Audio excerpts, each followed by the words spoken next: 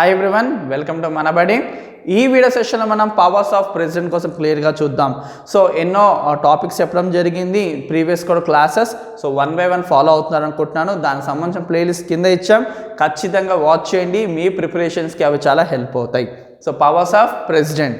So అసలు మన దేశ ప్రెసిడెంట్కి ఎటువంటి పవర్స్ ఉన్నాయి ఏంటి అన్న కంప్లీట్ డీటెయిల్స్ ఈ వీడియోలో మనం క్లియర్గా చూద్దాం. సో పవర్స్ ఆఫ్ ప్రెసిడెంట్ వైజ్గా వస్తే executive powers, legislative powers, financial powers, judicial powers, military powers and diplomatic powers, ఇవి అన్నీ కూడా ఆర్డినరీ పవర్స్.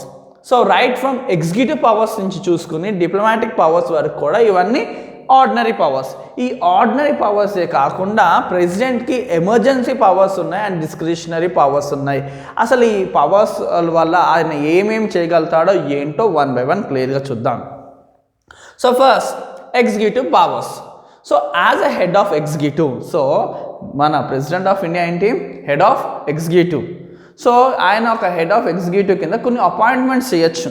అవి ఏంటి అంటే President appoints Prime Minister PM, the Union Council of Ministers and Comptroller and Auditor General of India, Judges of Supreme Court, High Court, Central Election Commission and UPSC, Governors and Administrators of Union Territories.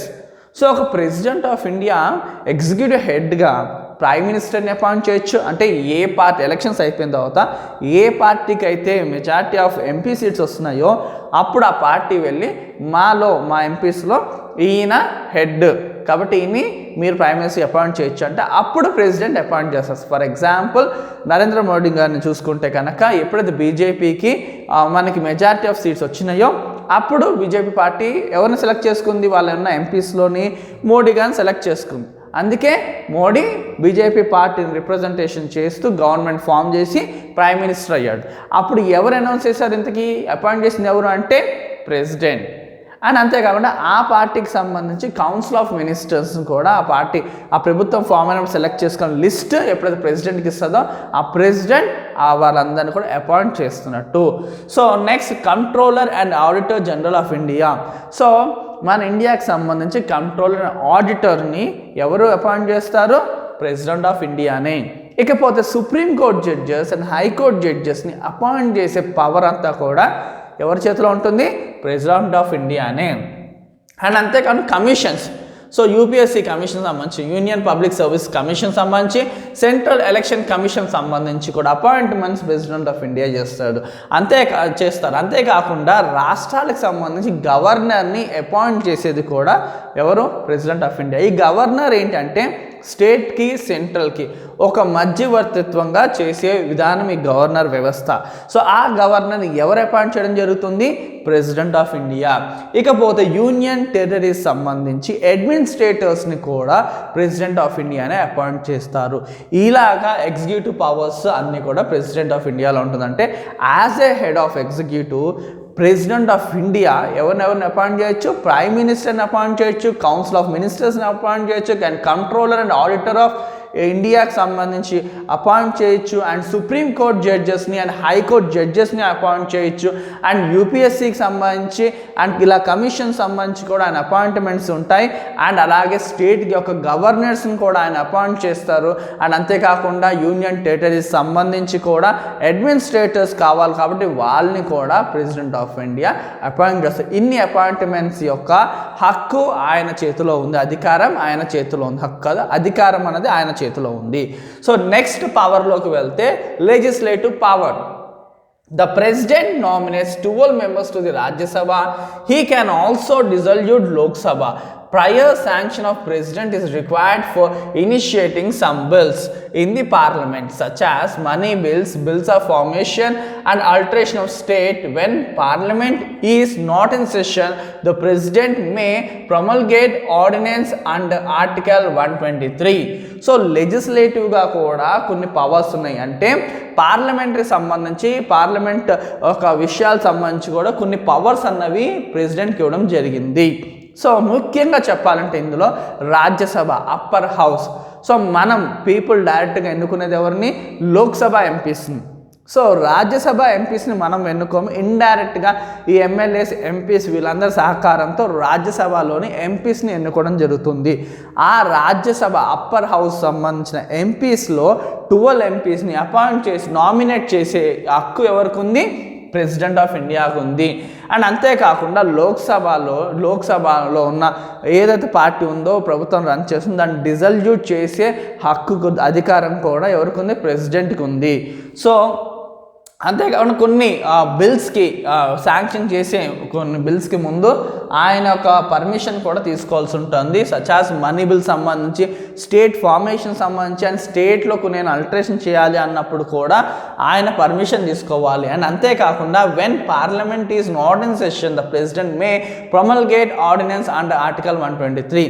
ఎప్పుడైతే parliament సెషన్లో లేదో అప్పుడు ఆయన ordinance కూడా ఇవ్వచ్చు. ఆ ఆర్డినెన్స్కి act of పార్లమెంట్కి ఎంతైతే హక్కు ఉందో, ఎంతైతే లెవెల్ ఉంటుందో అంతే ఈక్వల్ లెవెల్ ఆయన ఇచ్చే ఆర్డినెన్స్ కూడా ఉంటుంది. అది ఆర్టికల్ 123 ద్వారా ప్రెసిడెంట్కి ఇవ్వడం జరిగింది. And next financial powers. He appoints the chairman and the members of finance commission for a period of 5 years. The president initiates every financial year through annual budget of government to be presented before parliament. So financial powers. So మనకి money matters వైజ్గా కూడా ప్రెసిడెంట్కి కొన్ని అధికారులు ఇవ్వడం జరిగింది. ఏంటి అది అంటే ఫైనాన్స్ కమిషన్ యొక్క చైర్మన్ని, మెంబర్స్ని అపాయింట్ చేసేది ఎవరు? President of ఇండియానే.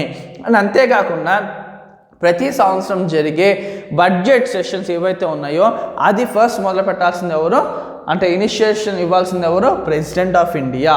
So financial powers కూడా ప్రెసిడెంట్కి ఇవ్వడం జరిగింది. So next power judicial power. So judicial system ఆయనకేం పవర్స్ ఉన్నాయో చూద్దాం. According to article 72 the president enjoys the power to grant pardon, respite or remission or reprieve of punishment. He can refer any matter of constitutional law to Supreme Court for advice. So judicial సిస్టంలో ఆయనకి ఏం powers ఉన్నాయి? Judicial powers ఏమున్నాయంటే article 72 ప్రకారంగా president అంటే ఉరి తీయబడే ఆ వ్యక్తికి క్షమాభిక్ష పెట్టచ్చు, కొన్నిసార్లు ఏంటంటే శిక్షను తగ్గించవచ్చు, సో కొన్నిసార్లు ఏంటంటే కొంత ఆ శిక్ష నుంచి కొంత ఉపశమనం ఇవ్వచ్చు. ఇలాంటి అధికారాలు ఎన్నో కూడా ప్రెసిడెంట్ ఆఫ్ ఇండియాకు ఉన్నాయి. అంతేకాకుండా కాన్స్టిట్యూషనల్ లా మ్యాటర్స్ సంబంధించి సుప్రీంకోర్టుకి అడ్వైస్ ఇచ్చే అధికారం కూడా ఎవరికి ఉంది? ప్రెసిడెంట్ ఆఫ్ ఇండియాకు ఉంది. ఇకపోతే military powers. He is the supreme commander of the defense forces. He appoints the chief of the army, navy and air forces. He can declare war or conclude peace subject to approval of the parliament. So military powers కూడా ఉన్నాయి. So మనకి ఏంటి 3 దళాలు ఉన్నాయండి, army, navy, air force. వీళ్ళందరికీ సంబంధించి supreme commander ఎవరు? మన ప్రెసిడెంట్ ఆఫ్ ఇండియానే అండి. He is the supreme commander. So ఈయనే ఈ 3 దళాలకు కూడా చీఫ్ని అపాయింట్ చేసేది. సో అంతేకాకుండా మన దేశం యుద్ధం ఎవరి మీద డిక్లేర్ చేయాలనుకో అప్పుడు ఆ యుద్ధాన్ని డిక్లేర్ చేసేది కూడా ఎవరు? ప్రెసిడెంట్ ఆఫ్ ఇండియానే. ఆ యుద్ధం వద్దు ఇంకతో ఆపేద్దామని పీస్ని డిక్లేర్ చేయాల్సింది కూడా ఎవరు? మన ప్రెసిడెంట్ ఆఫ్ ఇండియాని. కానీ కౌన్సిల్ ఆఫ్ మినిస్టర్స్ యొక్క అప్రూవల్ వాళ్ళ కన్సెంట్తో జరగాలి. సో ఆ విషయం చూడండి ఇక్కడ. He can declare war or conclude peace subject to the approval of parliament. Approval parliament అంటే prime minister. So prime minister and council of ministers సంబంధించి, ఎందుకంటే వాళ్ళకే మెజారిటీ ఉంటుంది కాబట్టి లోక్సభలో వాళ్ళు ఏదనుకుంటే అది జరుగుతుంది కాబట్టి. Next diplomatic powers. He represents the nation in international forums and affairs. He appoints the diplomatic envoys to the foreign countries and receives ambassadors, high commissioners from other countries. So diplomatic powers ఏంటంటే మన దేశాన్ని ఆయన represent చేస్తూ ఫారెన్లో వెళ్ళొచ్చు, అంటే ఈయన international మీటింగ్స్లో కానీ ఫారమ్స్లో కానీ ఈయన వెళ్ళొచ్చు. అండ్ అంతేకాకుండా మన దేశాన్ని రిప్రజెంటేషన్ చేసిన అంబాసిడర్స్ని కూడా ఈయన అపాయింట్ చేస్తారు. సో వేరే దేశాల నుంచి వచ్చిన అంబాసిడర్స్ని కూడా గౌరవప్రదంగా ఈయన మీట్ అవుతారు. సో ఆయన వచ్చిన అంబాసిడర్స్ని ఈయన ఇంటరాక్షన్ ఉంటుంది. సో అర్థమైందని కూడా డిప్లొమాటిక్ పవర్స్లో ఏంటి? ఈయన అంతర్జాతీయ స్థాయిలోని మన తరఫున ఆ ప్లాట్ఫామ్ రిప్రజెంటేషన్ చేయిస్తాడు. అండ్ అంతేకాకుండా ఫారెన్ దేశాల నుంచి వచ్చిన అంబాసిడర్స్ని కూడా ఆయన ఇంటరాక్ట్ అవుతారు. సో వాళ్ళు గౌరవప్రదమైన విధానాన్ని అందించడం జరుగుతుంది. అండ్ అంతేకాకుండా ఫారెన్లో మనల్ని రిప్రజెంట్ చేస్తున్న అంబాసిడర్స్ కూడా ఎవరు అపాయింట్ చేయడం జరుగుతుంది? President of India. దీంతో మన ordinary powers of president complete అయిపోయినాయి. ఏంటది? Executive powers, legislative powers, financial powers, judicial, military and diplomatic. Executive అంటే ఏంటి? అపాయింట్మెంట్. ఎగ్జిక్యూటివ్ ఆర్గన్లో అన్ని అపాయింట్మెంట్ సంబంధించి కూడా, అంటే ప్రైమ్ మినిస్టర్ని, యూనియన్ ఆఫ్ కౌన్సిల్ ఆఫ్ మినిస్టర్స్ని, control order of general, so ఇలాగ అన్నీ కూడా ఫినిష్ చేయడం జరిగింది. నెక్స్ట్ లెజిస్లేటివ్లో సంబంధించి ఆయన 12 మెంబర్స్ ఆఫ్ రాజ్యసభని అపాయింట్ చేయొచ్చు, లోక్సభని డిజల్యూట్ చేసే అధికారం ఆయన ఒక్కడికే ఉంది. అండ్ కొన్ని బిల్స్లోని ఆయన పర్మిషన్ తీసుకోవాలి, లైక్ స్టేట్ ఫార్మేషన్, స్టేట్కి సంబంధించిన అల్టరేషన్స్ తీసుకున్న ఆయన దగ్గర పర్మిషన్ తీసుకోవాల్సి ఉంటుంది. ఇది లెజిస్లేటివ్ సంబంధించి. అండ్ ఫైనాన్షియల్ పవర్స్ వచ్చేసరికి ఏదైతే ఫైనాన్స్ కమిషన్లో ఉన్న చైర్మన్ని, మెంబర్స్ని ఆయనే అపాయింట్ చేస్తారు. అండ్ ప్రతి సంవత్సరము బడ్జెట్ సెషన్ని ఆయన ఇనిషియేట్ చేయడం జరుగుతుంది. నెక్స్ట్ జ్యుడిషియల్ పవర్స్ వచ్చేసరికి ఏంటంటే ఆర్టికల్ 72 ప్రకారంగా ఎవరెవరికైతే సుప్రీంకోర్టు ఉండొచ్చు, హైకోర్టు ఉండొచ్చు, మరణశిక్ష కానీ ఏదన్నా శిక్ష విధించినప్పుడు ఆ శిక్ష నుంచి తప్పించే క్షమాభిక్ష పెట్టడం కానీ, శిక్షను తగ్గించడం కానీ, శిక్ష నుంచి ఉపశమనం ఇవ్వడం కానీ, ఇలాగ ఎన్నో అధికారాలు ప్రెసిడెంట్ ఆఫ్ ఇండియాకు ఉన్నాయి. అంతేకాకుండా కాన్స్టిట్యూషనల్ లా ఆఫ్ మ్యాటర్స్ సంబంధించి రాజ్యాంగబద్ధమైన ఎటువంటి విషయాల్లో అయినా సరే సుప్రీంకోర్టుకి తన వంతుగా అడ్వైస్ అన్నది ఇచ్చే హక్కు ఎవరికి ఉంది? ప్రెసిడెంట్ ఆఫ్ ఇండియాకు ఉంది. అండ్ ఎమర్జెన్సీ పవర్స్కి వచ్చేసరికి ఇంకో డిప్లొమాటిక్ పవర్స్ ఉంది. జ్యుడిషియల్ అయిపోయింది కదా.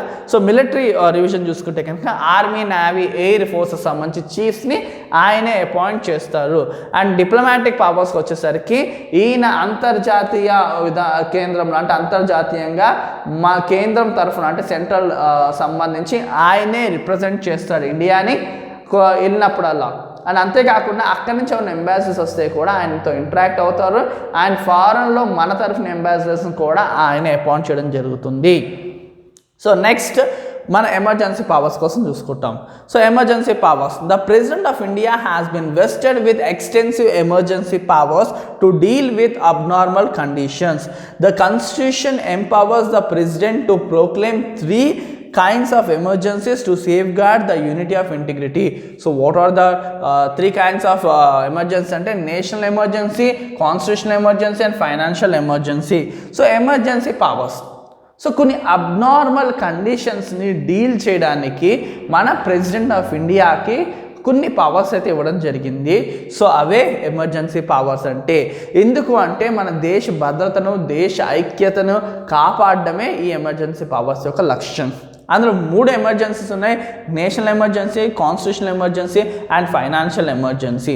సో దేశంలో కొన్నిసార్లు అల్లర్లు చెలరేగినా, లేకపోతే ఆ స్టేట్కి సంబంధించి ప్రభుత్వం సరిగ్గా రూల్ చేయలేకపోతుంది అనిపించినప్పుడు కానీ, అలాంటి పరిస్థితుల్లో ప్రెసిడెంట్ రూల్ తీసుకురావడం కానీ, ఇలాంటి అన్నీ కూడా మనకి ఎమర్జెన్సీ పవర్స్ యొక్క ముఖ్యమైన విషయాలుగా చెప్పుకోవచ్చు. సో కొన్నిసార్లు ఏంటంటే మన భద్రతకి ఎఫెక్ట్ అవుతుంది. అలాంటప్పుడు ఏంటంటే ఫండమెంటల్ రైట్స్ని కూడా తీసేసే అవకాశం ఉంటుంది. అండ్ ఎప్పుడైతే ఎమర్జెన్సీ టైంలోనే, సో అలాంటి అప్పుడు ప్రెసిడెంట్ రోల్ చాలా కీ రోల్ అవుతుంది. సో ఇది ఎమర్జెన్సీ పవర్స్ సంబంధించి. అబ్నార్మల్ కండిషన్స్లోనే దేశం ఎప్పుడైతే రెగ్యులర్గా లేదో, దేశం కొంచెం అంతా కూడా అల్లరి చిల్లరగా అయిపోతుంది, దేశ భద్రతకి ఎఫెక్ట్, దేశం యొక్క యూనిటీకి ఎఫెక్ట్ అన్నప్పుడు ప్రెసిడెంట్ రూల్ తీసుకురావడం కానీ, లేదా ఎమర్జెన్సీ డిక్లేర్ చేయడం కానీ జరుగుతుంది. నెక్స్ట్ డిస్క్రిషనరీ పవర్స్, కొన్ని విచక్షణ అధికారాలు అన్నవి ప్రెసిడెంట్కి ఇవ్వడం జరిగింది. ఆ విచక్షణ అధికారాలు ఎప్పుడు ఎలా వాడతాడో చూస్తే మనకి, he can use discretionary powers in following matters: sending the bill passed by both the houses for reconsideration, veto powers on the bills other than financial bills, in appointing prime minister from among contenders when no single party attains majority in the Lok Sabha. So discretion పవర్స్గా చూసుకుంటే ఏంటంటే, ఎప్పుడైతే ఈ parliament నుంచి లోక్సభ ఉండొచ్చు, రాజ్యసభ ఉండొచ్చు, తన దగ్గరికి ఒక బిల్ పాస్ అవ్వడానికి వచ్చింది అనుకోండి. సో ఈ బిల్ నాకు అంత సరిగా అనిపించట్లేదు, మళ్ళీ ఒకసారి రీకన్సిడరేషన్ చేసి పంపించండి అని చెప్పి ఆ బిల్ని తిరిగి పంపించే హక్కు, అధికారం ఎవరికి ఉంది? ప్రెసిడెంట్ ఆఫ్ ఇండియాకు ఉంది. అండ్ అంతేకాకుండా వీటో పవర్ కూడా వాడుకోవచ్చు, స్పెషల్ పవర్, కానీ ఫైనాన్షియల్ బిల్స్కి కాదు. అండ్ అంతేకాకుండా ఎప్పుడైతే ఒక పార్టీకి మెజార్టీ రాలేదనుకోండి, ఆ టైంలో కూడా ప్రైమ్ మినిస్టర్ ఉన్న కంటెండర్స్ ఎవరు అన్నది చూసుకుని ఆ విచక్షణతో ప్రైమ్ మినిస్టర్ని అపాయింట్ చేసే హక్కు ఎవరికి ఉంది? పవర్స్ ప్రెసిడెంట్ ఆఫ్ ఇండియాకు ఉంది. సో ఇవి టోటల్ పవర్స్. ఆర్డినరీ పవర్స్ వచ్చి డిప్లొమాటిక్ వరకు, executive, legislative, financial, judicial, military, diplomatic, emergency power, discretion powers. So ఇవి పవర్స్ ఆఫ్ ప్రెసిడెంట్. టోటల్గా కన్క్లూజన్ చూసుకుంటే కనుక మనకి the president of India is the constitutional head of the Indian republic. Our constitution has provided for a parliamentary form of government. The president has been made nominal executive and real executive being the council of ministers headed by the prime minister. So మన దేశ రాజ్యాంగం మన president ఎవరైతే ఉన్నారో ఆయన్ని Indian republic హెడ్గా declare చేయడం జరిగింది. కానీ మన సిస్టమ్ ఏంటి? Parliamentary system. కాబట్టి ఇక్కడ ప్రెసిడెంట్ ఒక నామినల్ ఎగ్జిక్యూటివ్ మాత్రమే. సో అసలు రియల్ ఎగ్జిక్యూటివ్ నామినల్ ఎగ్జిక్యూటివ్ మాత్రం. అసలు రియల్ ఎగ్జిక్యూటివ్ ఎవరు? Council of ministers. వాళ్ళని ఎవరు హెడ్? Prime minister. అంటే రియల్ ఎగ్జిక్యూటివ్ ఎవరమ్మా? ఎప్పుడు కూడా మనకి ప్రైమ్ మినిస్టరే. ప్రెసిడెంట్ కేవలం ఒక నామినల్ ఎగ్జిక్యూటివ్. సో ఆయన దగ్గర పవర్స్ వాడాలి అంటే ఖచ్చితంగా ప్రైమ్ మినిస్టర్ ఒక కన్సర్న్ ఉండాల్సిందే. అందుకే ఇండియాలోని ప్రైమ్ మినిస్టర్ పేరు ఎక్కువ వినిపిస్తుంది కానీ ప్రెసిడెంట్ పేరు కాదు. సో ప్రతి ఒక్కరికి ప్రైమ్ మినిస్టర్ ఎవరో తెలుస్తుంది కానీ ప్రతి ఒక్కరికి ప్రెసిడెంట్ తెలియడం అంటే కష్టం. ఎందుకంటే ఆయనకున్న పవర్స్ అవన్నీ కూడా ప్రైమ్ మినిస్టర్ కన్సర్న్తోనే వాడాలి కాబట్టి. అదే మనకి అమెరికన్ సిస్టంలో అయితే అది ప్రెసిడెంట్ సిస్టమ్ కాబట్టి అక్కడ ప్రెసిడెంటే ఉంటాడు, ప్రెసిడెంటే రూల్ చేస్తాడు. సో అదే ఇండియాలో వచ్చేసరికి ప్రెసిడెంట్ అనేది ఒక గౌరవప్రధానమైన పోస్ట్. సో ఆయన హెడ్ ఆఫ్ ది ఇండియన్ రిపబ్లికే కానీ హెడ్ ఆఫ్ ది గవర్నమెంట్ వచ్చేసి prime minister. Head of the state ఎవరు? ప్రెసిడెంట్. అదే హెడ్ ఆఫ్ గవర్నమెంట్ ఎవరు? Prime minister. సో ఈ హెడ్ ఆఫ్ ది గవర్నమెంట్కి పవర్స్ ఎక్కువ ఉంటుంది కాబట్టి ఆయన కన్సర్న్తోనే ప్రెసిడెంట్ అన్న పవర్స్ అనేది వాడుకోవాలి. But president is a head of state and prime minister head of government. ఇవి ఈ రెండు డిఫరెన్స్ అయితే మైండ్లో పెట్టుకోండి. సో మరిన్ని క్లాసెస్తో మనం నెక్స్ట్ మీట్ అవుదాం. Thank you for watching. Do share and subscribe our channel.